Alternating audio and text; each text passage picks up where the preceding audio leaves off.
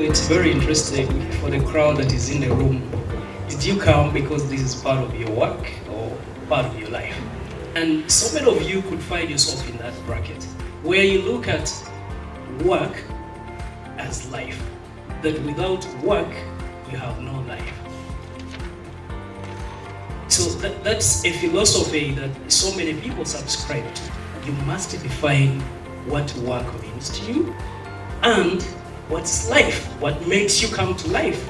I feel like I do work a lot, but it's so easy for it all to sort of get mixed up with my own life when you're working alone. I think a lot of people who work for themselves have the same thing.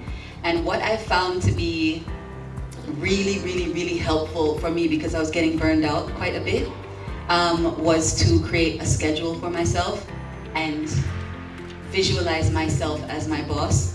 I'm probably in a position which is kind of weird, because I believe that for the last 18 years, my work has been in what other people perceive as a location for holidays. So I work in hotels, I travel for work. My typical workplace is a 5-star hotel. But I find myself that as I grow, and then I like maybe to hear what my kids are doing. So I escape in the space of my children and I enjoy that space. So I think sleeping, switching off completely is where I find my space. And second, find friends. I enjoy going for tea and coffee and lunch with friends. That's my me time. One of the rules I was given is that you do not call my boss on Friday evening, because he has made it clear to everyone that it is time for his wife. So you don't call him. And I think it's a good thing that he implements, because he also gets to respect us in our family time. But I feel like I'm lucky because I'm doing something I really love. And I think when you do something that you love, it comes very easily.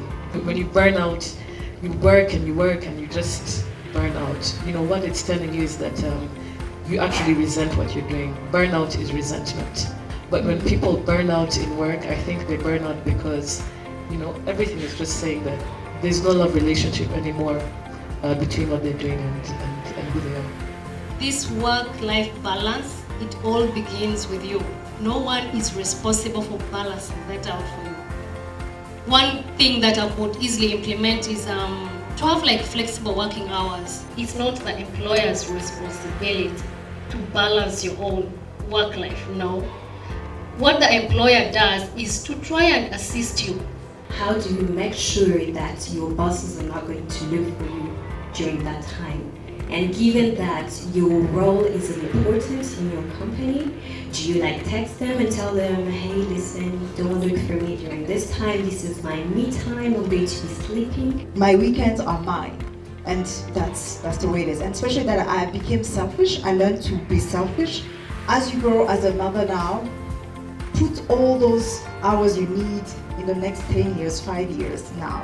One of the tips actually, as an employer, you could do to help someone balance their work and life at the same time is to be a role model of that same work balance. I guess one thing I can say is to be self-aware as much as possible.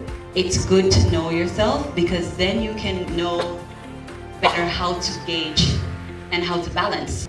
Pick a job you love and you'll never have to work a single day in your life.